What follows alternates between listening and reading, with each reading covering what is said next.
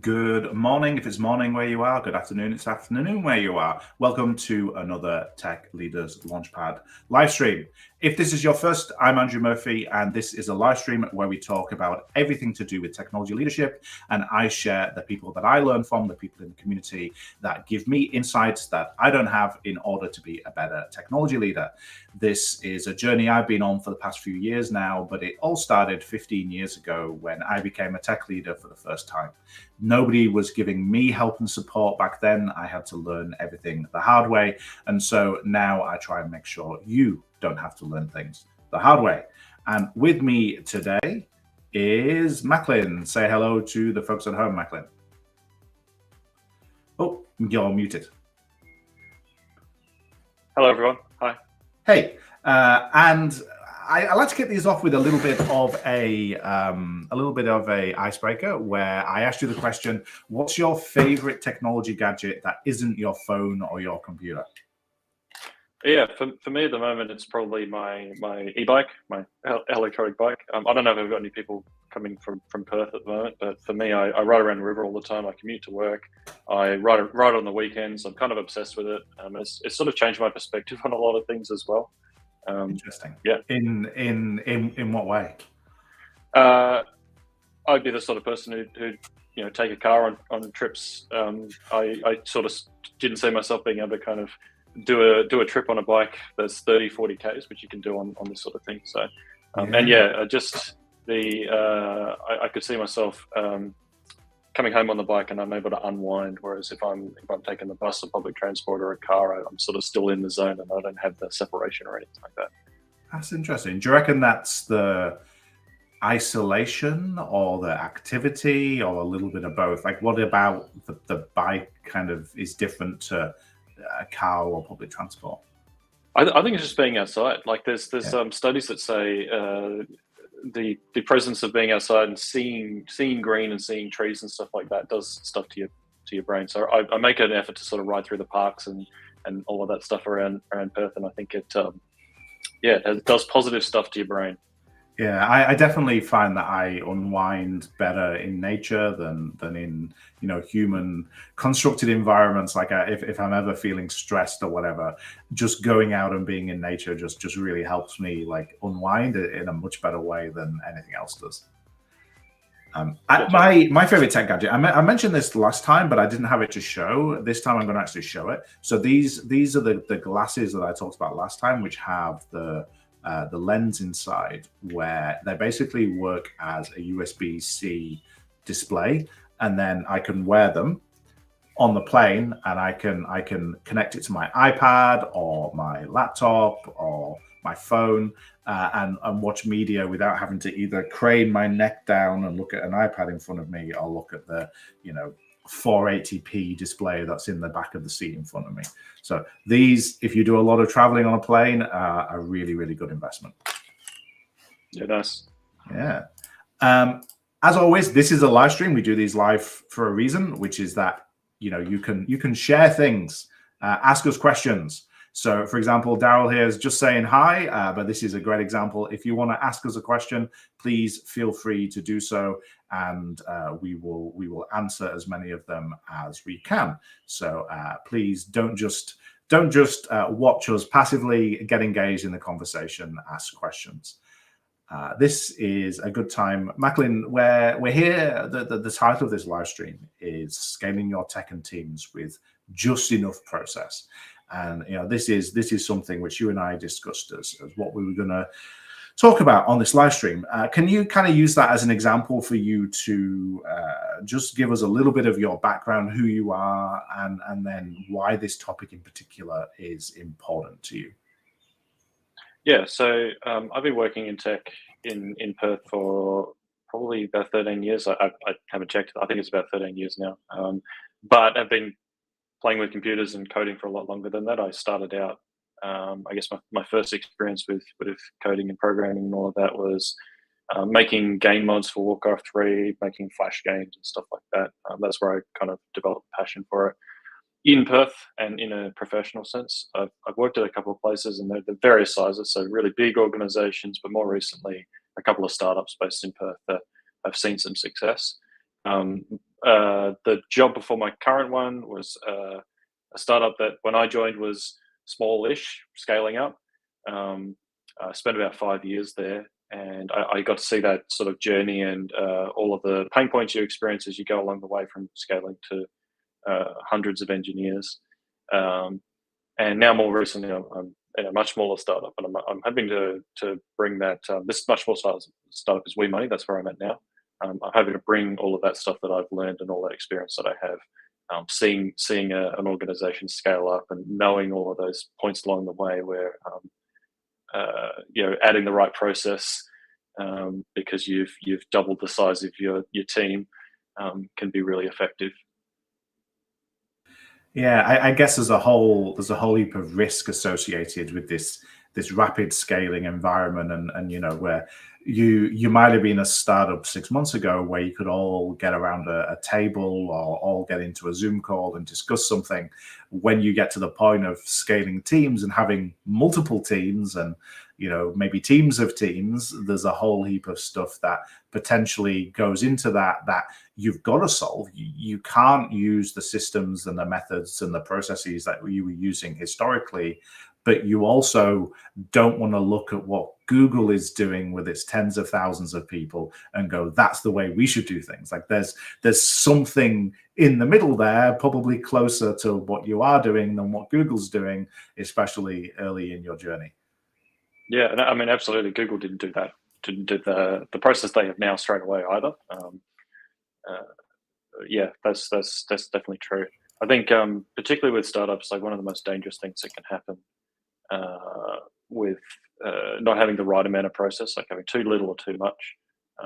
For startups, it's existential often, to be honest. So I've heard stories, and I've spoken to people who've worked at startups that didn't work out, and I've asked them, sort of what they're working on at those startups. Often they'll say to me they spent their time there like rewriting everything in Rust and writing their own logging frameworks, which all of those things sort of seem like I would say a waste of time, but like a misallocation of that resource. Obviously, I don't really know about the internals of what happened. Maybe there was a really good reason to rewrite everything in Rust, but when I hear that, I kind of picture a startup that grows too quickly and has hired a bunch of really strong engineering talent, but then didn't give them enough direction, or and it's quite easy for them to sort of get carried away. So I think for that case, like a better process would have helped them align their outputs to what the business goals were. So let's go into that a bit deeper then. Like, what are some of the negative things that can happen in a startup if you add too much process, and what are some of the negative things if you don't add enough process? Yeah. So I mean, not enough process. You can have people sort of running off in different directions, creating a whole bunch of technical debt. I think technical debt not necessarily the worst thing in the world. It's always a trade-off, but running in a sort of a direction that doesn't really help a startup. Really everything you should be doing you should be sort of seeking maximum efficiency for those resources, because those resources are really limited. On the other side of things as well, too much process. Obviously, I think everyone maybe have a picture of what that looks like. Slowing things down, making things unnecessarily. You're not able to kind of affect change and have an impact. You can sort of see it in front of you, the thing that you need to do, but there's all of these hurdles in the way. The other thing that sort of happens when you have too much process, it's the same for startups and scale-ups and then big organizations anyway as well. You start to observe people bypassing those processes. There's the idea of the desire path. So you've got a path where you're walking down in a path or in a park or something like that, where you've got a path that goes one way and then you've got a corner, and you can see I guess the dead grass where people have sort of taken that shortcut. And there might be a really good reason why that process is in there, but you've got people kind of bypassing that process because people just want to get work done, have an impact, and they're taking that shortcut, and that actually might be sort of hurting the business in some way. Yeah, that's a really good metaphor for something to look out for as a tech leader. That, worn down path in the grass, like it exists for a reason, and as a leader, we've got to work out why it exists and what we can do about it. Like, do we need to cordon off the grass and enforce the pathway that we want, or do we need to look more deeply at what people are trying to solve by doing that? I like that way of thinking about it. I want to touch on something you said a minute ago, but we kind of breezed past. But I think it's important to double down on it, which is you talked about this being often existential for startups and scale-ups. I think it's a really, really important point. Where we're often talking about companies that are post revenue but pre profitability with this stuff. Then they may be venture backed and have runway associated with where they are. They're not making enough money to have infinite runway there, or they're trying to invest and scale. And so, they're deliberately making the choice to invest all of the profits that they do make into the business.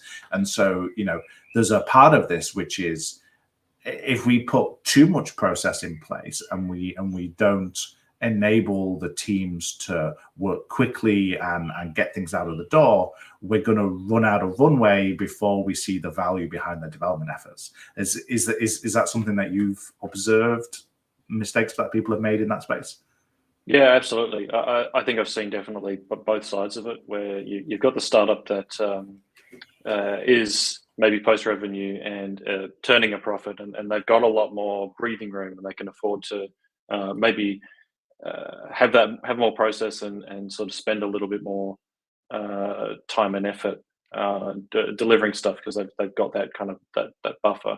But then on the other side, the more extreme side, where everything you're working on, everything you're considering, and all of the time in your day, your 8 hours of your day, really is connected to uh, the existential nature of your startup, like whether or not you're going to exist in a month's time. And keeping that in the back of your mind, it's you're constantly sort of augmenting, what you're doing and how much time you're spending on building something, and the process associated with that, and looking for ways, or trying to observe, where you're not spending that time efficiently. Yeah, yeah. You've had a career where you've kind of gone through. We often think about engineering as two pathways. You have the people leadership pathway, and you have the staff engineer, principal engineer pathway. And you've kind of done both of those in your career. Do you think about process differently with those two different hats on, or are they two sides of the same coin? How does that shape and shift the way you think about process? Yeah. So if I think about how my perspective has changed, I started out as obviously software developer. Start as the junior, and you're learning everything. That's very much obviously an individual contributor role, and I spent a bit of time in the middle there as an engineering manager, and now my role is back to being an individual contributor. But during that time, I've flipped on process completely. So for me, purely as an individual contributor to start, I used to bemoan all process, like everything. My previous managers, if they see this, I'm sorry. They probably would all say I was very hard to manage for that reason. I'd be the person in the Scrum meeting, or the poker planning sessions. With you could read the look on my face saying that I felt like all of those things were a waste of time. Now I'm completely on the other side. Like, I fully understand that software is a team sport. It's like rugby or netball. Everyone in those sports has a specialized role. I picked those two sports because those are really good examples where everyone has a role that's a little bit different, and all those roles come together to deliver the product. Most software, as well, I understand now, is handled by multiple people. I think maybe earlier on in my career, I felt like I could do everything myself. I was definitely a little bit arrogant, but um, I understand now that even the tiniest change, the tiniest sort of piece of software is handled by a lot of people before it goes out the door. And the moment that happens, the moment you've got uh, multiple people needing to sort of handle something as it goes through, the benefit of having some sort of process to manage that. Usually, you'll see a return on investment of having that process. It might feel like to some people in that process that you're slowing them down, but um, the benefit is absolutely there for sure. And I can see it now that I'm sort of at a higher level and I've zoomed out a little bit. Um, yeah, having at least a process for communication of handing some change over to the next person who's going to manage that, see that through. Um, Too many times as well in my position as an engineering manager, I've had two strong individual contributors on the team. I've been lucky to have, I've got two people who are sort of very capable. Um, and we're looking at a larger piece of work that we're going to do, and I'm like, okay, great, I'll assign this work to these two people. I've got two really strong people who could probably do it by themselves, but um, really capable people. I think I've got two of them together. It's going to be great. It's going to work really well. Um, and I haven't had actually a strong plan about how they're going to communicate and how they're going to work together to deliver this. And immediately, what happens is those two people run off in different directions. It's you don't see it until you're sort of in the position. Like an engineering manager position or something more senior, you see it immediately when as soon as it happens. You've got this piece of work. You go, okay, I know in my head I'm more experienced. I can see how um, these two people could deliver this thing. I give it to them, and then they both have a different idea, and they just go this way, and it sort of quickly becomes a disaster. So. And it could be different ways to the way you thought. So you've now got three different ideas on how to build the thing, two of which are being implemented, and you're Absolutely. kind of sat there as a leader going, well, why not my idea, and if not my idea, then which one of those two, and etc. Like, I think a lot of people think process is filling in SharePoint forms, but sometimes it can be as simple as just getting in a room and having a chat about how are you going to do something. Like, it doesn't need to be overly complicated. Yeah, absolutely. I used to feel that way, like filling in forms or doing stuff in Jira. I find Jira so frustrating, but process can be as simple as having a chat before you start your work and aligning on what you want to do. Yeah, I think those forms that we don't like, and there's two functions that they serve. And those two functions are a documented record of decisions that were made, which has value. But another thing they solve is asking you questions that make you think. So part of filling in one of these architecture decision records or plans for implementation, have you thought about this? How do you deal with that? And especially early in a company's life cycle, you can ask those questions in a Zoom call or on a Google Meet or in a Slack thread. Like, you can get some of that value in just the conversation as opposed to filling the form in. Yeah, absolutely. Yeah, and it's I guess in the position I'm in as well, it's about knowing the right questions to ask as well. A couple of junior engineers might get together and think they have the entire plan, but have you considered security? Have you considered how you're going to authenticate this thing? Have you considered how you're going to deploy this thing? Sometimes your worldview as a less experienced engineer is, I'm just going to make this as a React app or Next.js, and you can't see all the stuff that has to happen all around the outside of that. So, that's where bringing a bit more experience into kind of coming up with process really helps as well. Yeah, let's talk a little bit about the warning signs. So, what are the things, like, put yourself in the mind of say an engineering leader at WeMoney 6-12 months ago. What are the signs that you would start noticing that you've got to start adding a bit more process? And what are some of the signals that you might be seeing to kind of go, actually, we've now started implementing too much process? Like, what behaviors should kind of give those indications? Yeah, So I'd say, as someone in my position, I think what really helped me was really mindfully observing what was going on in the teams. That would be difficult in a startup because I've got to write code as well, even as a principal engineer here. But in between all of that time, I was really just sort of mindfully sitting down and watching what people were doing and watching where things were working and where they weren't working. I think a lot of people say you need certain processes at a certain team size and all of that stuff, but I think it's more about watching really specifically what's going on with the team. Um, so, as an example, with WeMoney, probably a little bit more than 12 months ago. I know you said 6 to 12 months, but when I closer to when I joined 2 years ago, I observed that there were lots of reliability issues. We'd have problems where I think the obvious ones were getting picked up if the entire app wasn't working. Someone would notice quite quickly, or maybe in a couple of hours, which I guess wasn't ideal. But if one of the features broke after a new deployment, it actually was probably sometimes days before someone would notice that there was an issue. And Yeah. you know, we responded to that. We'd see that something was wrong and we'd fix it. But we didn't really have any process that prevented that from ever happening again. So what I observed, I basically decided to put in a process for incident response that I'd used at a previous workplace. The main part of the incident response process, I think we were already doing, like mitigating the issue, preventing it from happening, and resolving it.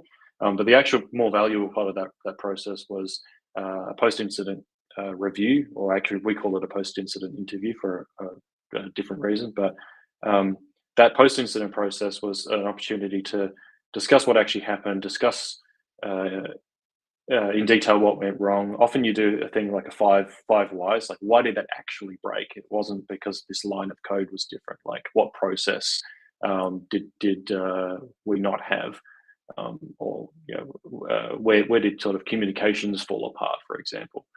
And the I guess the impact of introducing this post-incident process was immediate. As soon as we had that next incident, we came up with a bunch of things that weren't working that we were able to sort of action immediately after that incident. And every single post-incident interview we've had after that, we've done that as well. Yeah. And I think the other benefit you have, sometimes you could use process being a bit painful and a bit tedious as a tool. So the incident review, the incident management process we've got is a little bit painful. And that the nice thing about that is you keep that in the back of your mind if you're building this feature. You're like, I don't want to have to go through this incident process again. I don't want to be embarrassed when something goes wrong, or I'm thinking about the things that can go wrong and thinking about the post-incident process that could potentially happen if I don't sort of do a proper job building this feature or handling this change. Yeah, that's an interesting fact. Like, I often like to think about process in those early days as risk mitigation of further time or money investment, and looking about it as, okay, well, what is this? What is this process trying to save me from? And what is the cost associated with that risk? So, if this is trying to save me from a production outage, and I think a production outage is going to happen once a month and it's going to cost me $10,000, then what is the cost of the process, and is the cost of the process greater than or less than the cost of the inherent risk? I hadn't thought about it from the point of view of like the second order effects of discouraging people. So yeah, that's an interesting maybe fact. that's the wrong angle. I think maybe it was just a case of thinking about that incident review process. Just the questions we asked during that process, and asking yourself those questions when you're making the change or writing the code. I guess the threat of the pain of having to sit through those meetings, which can sometimes run for an hour or so, where we're trying to figure out the root cause. maybe in the background subconsciously that's sort of driving people as well. Yeah. So you mentioned earlier this corner cutting analogy. That's one of these things that we can use as indicators that we've put too much process in place. Are there any other kind of signs or indicators that we've added too much process into our teams? Yeah, I mean, I guess when you're adding process, you're usually adding some sort of overhead in some form or another. So it's really a game of like balancing that with the results. And you used an example just before, like thinking about an incident and what that would cost and how often that might happen. And you can use prior data to sort of calculate that. Sometimes people are a little bit nervous about putting a number on it, sort of saying, "Oh, this incident that we have, these are irregular, but let's say it's costing us $10,000 a month or something like that." You can, once you put a number on it, a figure, and it doesn't have to be this like perfect figure that is accurate. Like just come up with a number. You can then measure that against the cost of the actual process that you put in place, and ideally that number should be less. Even if you're just coming up with some sort of estimate, a really rough estimate.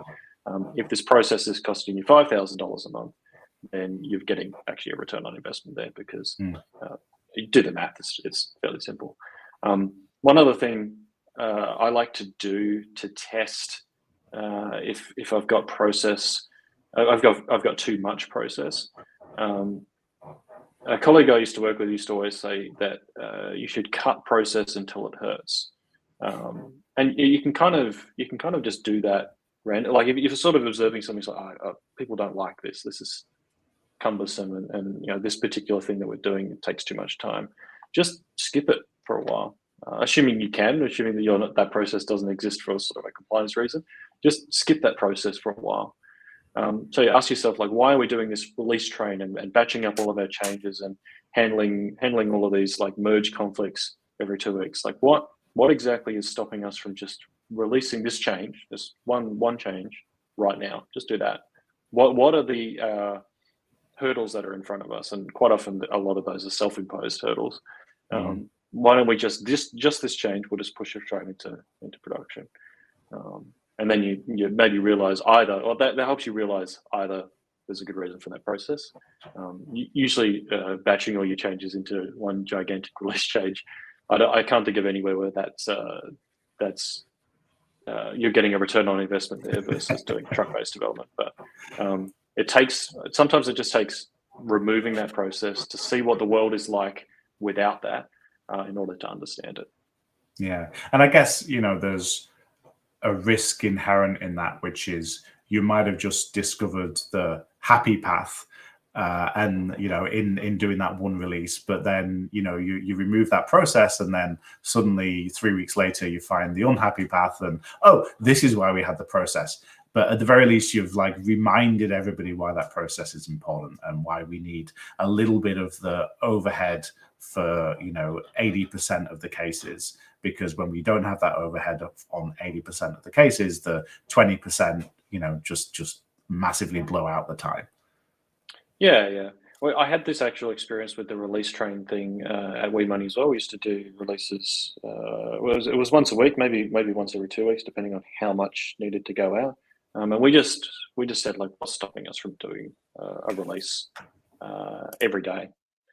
This is a mobile app release, so there was some pain associated with getting a mobile app out onto the store. You have to go through that review process. But what we actually learned, I can't substantiate this with any facts or anything like that, but I think like the Apple and Android stores are quicker to review your changes.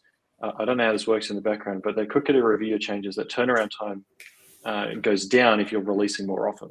What we were seeing is that 1 week or 2 week cycle, we'd submit some change, and in our minds, it takes 2 or 3 days. So that we can't possibly release any faster than 2 or 3 days. So we started doing it, we started bringing it down slowly, and we actually realized that the turnaround time for those reviews was going down as well. Yeah, interesting. I wonder if that's for automated or for human reasons. Like, is it because the delta is less that they can check it quicker? Is it they just want to get it out the door? Yeah, I'd be fascinated. I mean, obviously, huge black box, and we have no idea why that's the case. But it's fascinating to hypothesize why it might be the case. Yeah, I mean, you might have to find someone who works at Apple and get them on this live stream and grill them and see if you can get an answer out of them. I couldn't possibly speculate as to why, but yeah, that's what we observed at least. I had Michael Lopp on the live stream, who's a senior director at Apple, a year or so ago. I need to invite him back and grill him. This is a good segue. So I think very few people in the industry in 2025 would fight against the hypothesis you just made, which is that it's better to deploy more often than less often. I think it's becoming the kind of de facto wisdom, and backed up by people saying things like if it hurts, you should do it more, things like that. Rob is just saying twice a week here.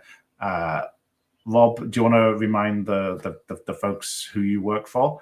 Because it's surprising when you find out who Rob deploys twice a week for. It is not what you would expect. And I was catching up with Adele Smee, who works for a bank here in Australia, and they deploy to prod almost daily as a bank, which is just crazy that you can get to that point of deploying in financial services. But it's that thing again of you're reducing risk by having smaller increments. Sorry, that segue. So what are the signs? Like if we're going from these big bang releases to these more regular releases on a weekly, or even daily. What are the processes that are critical during that? Because you could say, okay, well, we need to turn all the processes up to 11 in order to be able to release daily. But I'm guessing that's not the right decision. Like, which of the processes are the most important to nail if you're trying to release more often? Yeah, I mean, this is a really simple list. I'd be really leaning into automated testing and every level of the testing pyramid. I'm a big fan of doing some sort of modeling as well. So before you make a change, and before you even sort of gather the team to make the change and decide what you're wanting to do, I've recently discovered event modeling. Event modeling is a way of doing modeling where you get all of your stakeholders involved, so your engineers as well as any of your sort of non-technical stakeholders, designers all together. And it's a model that demonstrates how you're going to build your sort of change in a really consistent way, where you can see the designs and you can see the information flow underneath. Yeah, that's been a game changer for us as well. We had this one example with event modeling where we had a sort of a picture of how things would work up until you'd go through certain screens on this feature, and you capture certain information, but then we had this really unclear picture of what would happen in the end. We knew what sort of needed to happen. It would sort of filter and hide some elements on the last screen.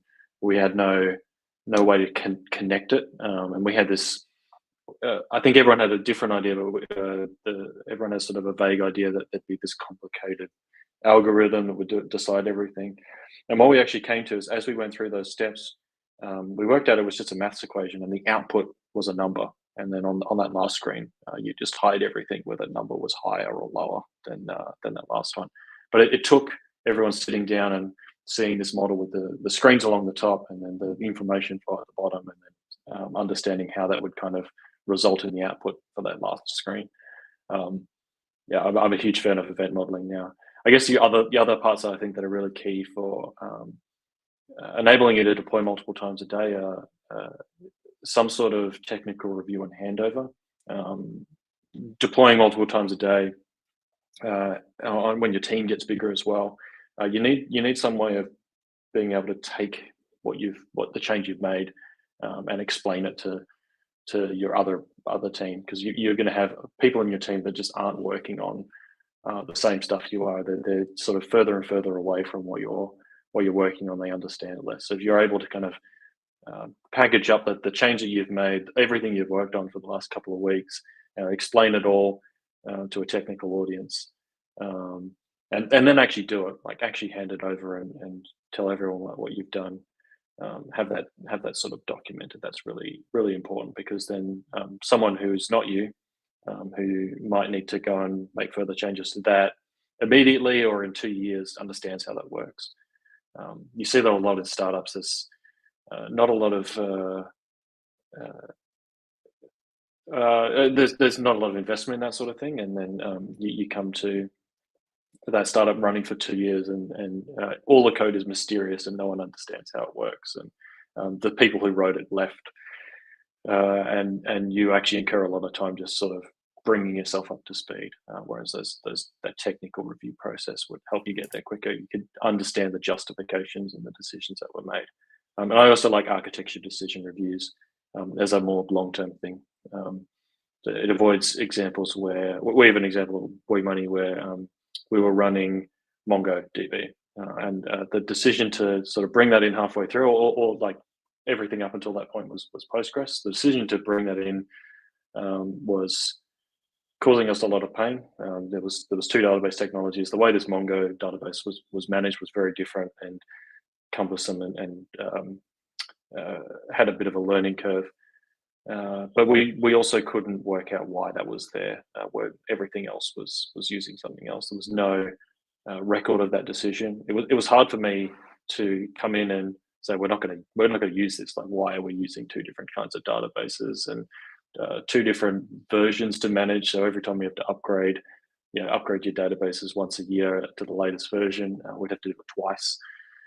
But it was hard for me to find the justification for having it and pick which one to go with, so that we could save time and effort. Whereas if we'd had that architecture decision review well considered, we could say this is the reasons why we've got these things and the choices that we've made. You can always look back to those. You can change it after. That's not permanent, but at least you can see the reasons why that was the case. So I think that's a good segue. I kind of teased in the title of this that we were going to cover AI a little bit, and the change that AI is potentially making to the whole process thing. And I think this is a good segue point, because a lot of people I've heard say things like, oh, we don't need ADRs, like architecture decision records, anymore, because we can just use AI to tell us what the code does and why it did it. And I think there's some truth to that. I think you can, using AI as a tool to understand a complicated code base is really powerful. I inherited a code base from a couple of really smart engineers, and it was a really powerful tool for me to kind of have a vector-based search and an index over the code base to kind of get my head around how it worked. But I think the really big value I was missing was not the how, but the why. And I think that's why, we still need these human-focused records of why the decisions were made, and what were the factors that went into making those decisions. What context did we have as the humans who made those decisions, and what other options did we consider, and why did we dismiss them? And AI can tell you very well how the code works, but it's not going to tell you what was in the brains of the humans that made the decisions to make it work that way. Yeah, absolutely. And you see it all the time in startups, and you can see you can see that it's a huge investment in time, having someone come in who's new and doesn't understand those decisions, and nothing was written down. Running through that same process that you probably ran through a year or two ago, where you kind of had a vendor decision, or vendor selection choice that you made, or something else. running through the sort of steps of going, oh yeah, well, here's all the choices we've got, and we'll narrow it down. We'll speak to a bunch of people who are involved in the decision. Oh, we picked this one. It's like, yeah, that's what we did 2 years ago. We arrived at that same decision. You've just spent maybe a week, or at the very least a couple of hours doing something, when we had it documented that, written it down, actually codified that decision, we could have saved the time. We could have got it back. We could have started working straight away instead of spending time making a vendor selection choice that we've already made. Yeah. Yeah, and yeah, again, those factors, because a lot of those factors might not be technical in nature. I worked for a large Australian social media company, and we were considering changing our CDN from one CDN provider to another CDN provider. And we did all the technical due diligence, we did all of the costing, and in the end, the decision didn't come down to either of those. It came down to the fact that one of the CDN providers had got a really bad reputation in the industry for something that they had done that was nothing to do with the technical implementation of their platform. And if we hadn't have documented that, then in 2 years' time, when everybody has left, new people have come in, people look at that decision and go, why the heck did you not choose the option that was obviously technically superior and 50% the price of the option you chose? Because it was nothing to do with the technology or the cost. You're never going to see that in the code unless you've got a ton of comments or something like that. You're never going to see that in the code. You're only going to be able to kind of discover that when you're going through that process and documenting as you go and codifying it, so that the next person can go back and see. Yeah, definitely. Awesome. We're rapidly reaching the top of the hour. Is there anything from your kind of thoughts that you wish we'd touched on that we haven't touched on? Is there anything you wanted to kind of discuss that we haven't discussed? Yeah, I mean, I said to you before, I've got dot points here. I don't kind of come into these things without taking some notes before, and I don't read off my screen or anything like that. But I think just to circle back to AI as well, I think we all understand that AI has already fundamentally changed how we think about the team and processes, stuff like that. For me, I think success with AI is going to be monopolized by people who can actually do things. It's probably going to weed out a lot of the kind of fraud and people who say a lot about software, and a lot of like pretenders, for sure. For me, I think the key differentiator for a lot of people who make it versus those who don't is going to be the ability to do like this technical review process. I can see it already. I'm able to do them quite confidently, but I can see a lot of people with less experience really struggle with it. They struggle to kind of ask the right questions about the decisions they make. But the reason why the technical review process, particularly when you do before you start a change, a technical review process could be some sort of modeling or something like that. For me, the reason why a technical review process is key is it's the sort of thing you do. Your technical review process is your prompt, right? So if you can prompt, everyone says this, right? If you can prompt really well and really clearly and say exactly what you want, and the reason why you want it, that's also important. Then you can make better use of those AI tools. So for me, if there are any like junior engineers on here, get really good at that technical review process. It's probably a bit nebulous, like what's he talking about? You've never seen one of these technical review processes, and there's not a standardized version of this. But really, all I'm saying is get good at explaining how you're going to do something. Get good at explaining how you're going to do the entire thing that you're about to embark on. You're building a new feature. Get good at doing sequence diagrams and state diagrams and all sorts of UML. I know UML is an abbreviation that probably people are a little bit scared of, but there's a lot of sort of good things in there.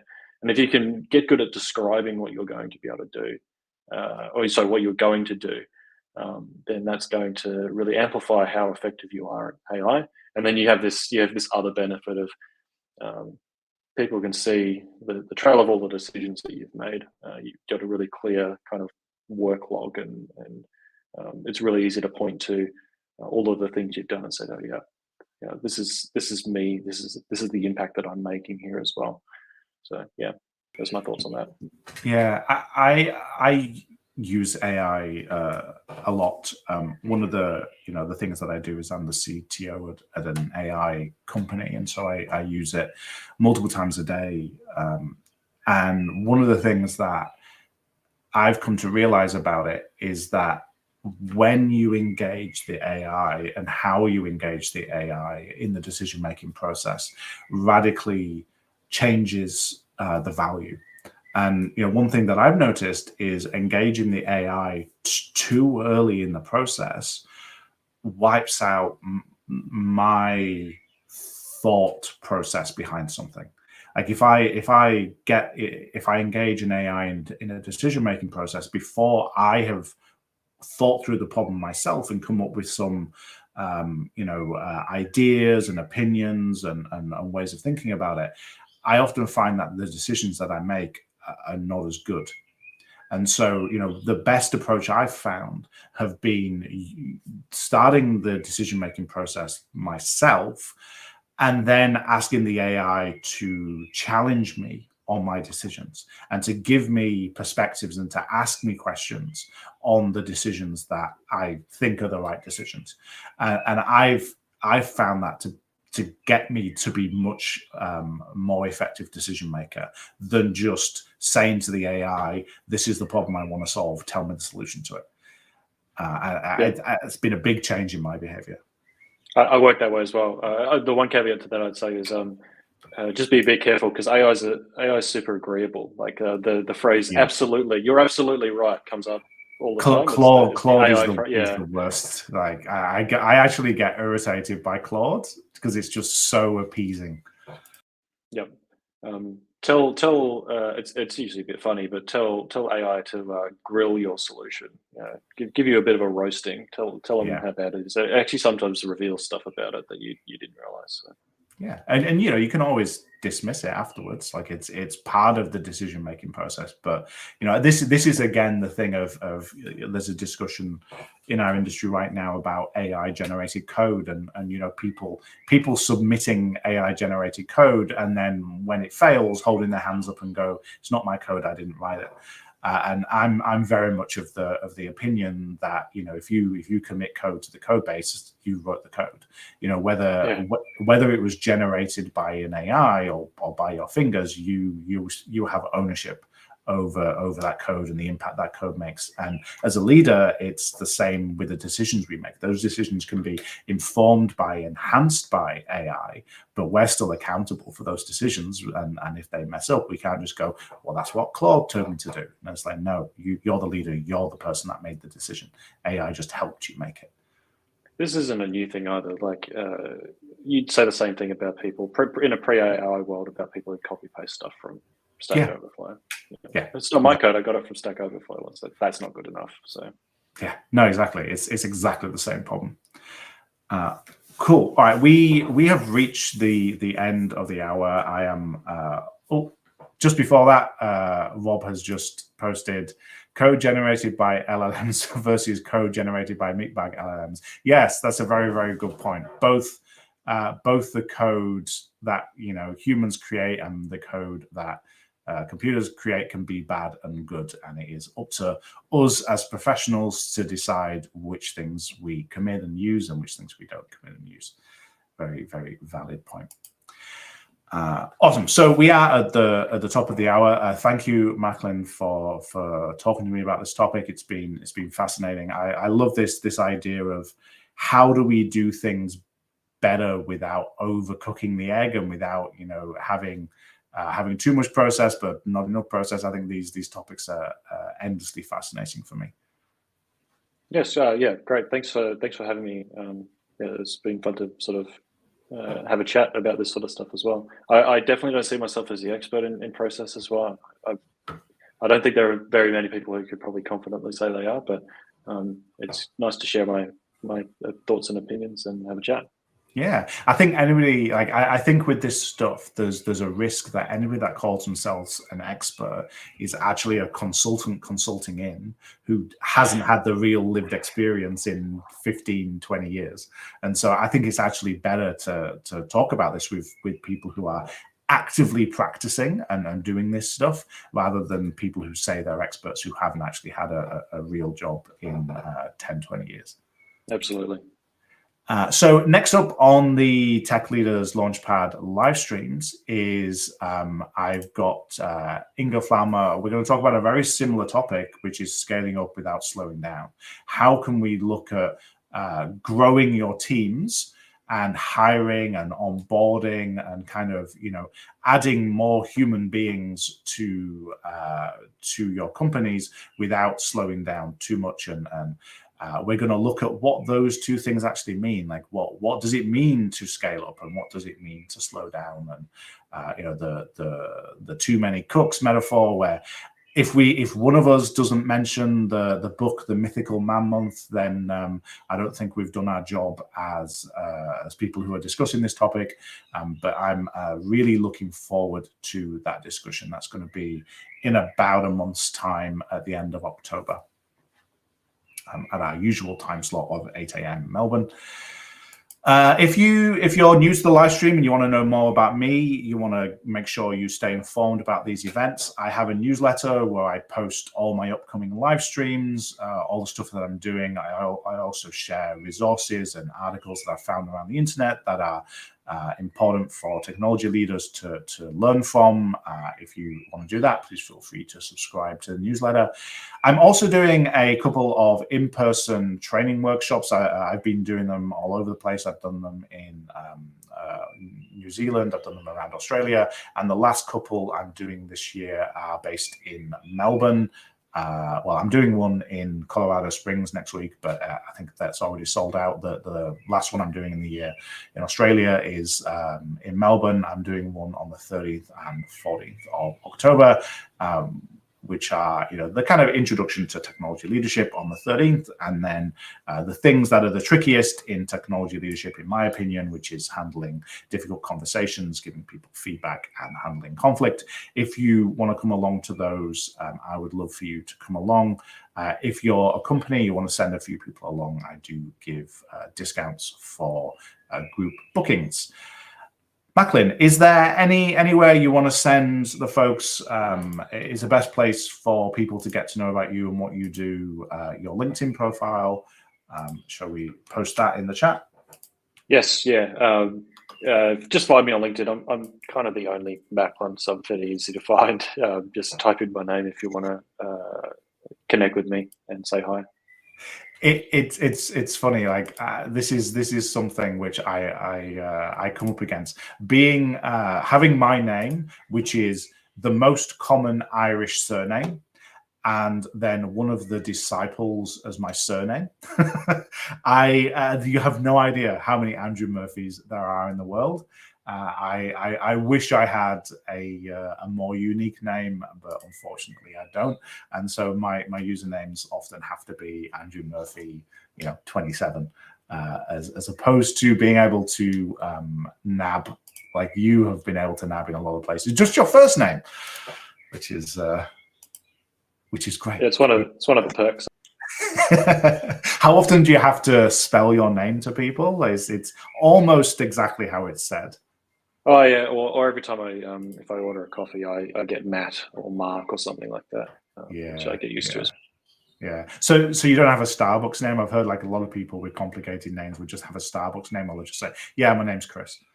I'll say my name, and the part of the fun is seeing what they come back with. I like that. I should just pick a complicated name just so I can do that and have the fun of doing that. Cool. Awesome. All right. Thank you very much, Macklin. Thank you, everybody, for joining me. And I will see you next time on Tech Leaders Launchpad live stream. Goodbye, everybody.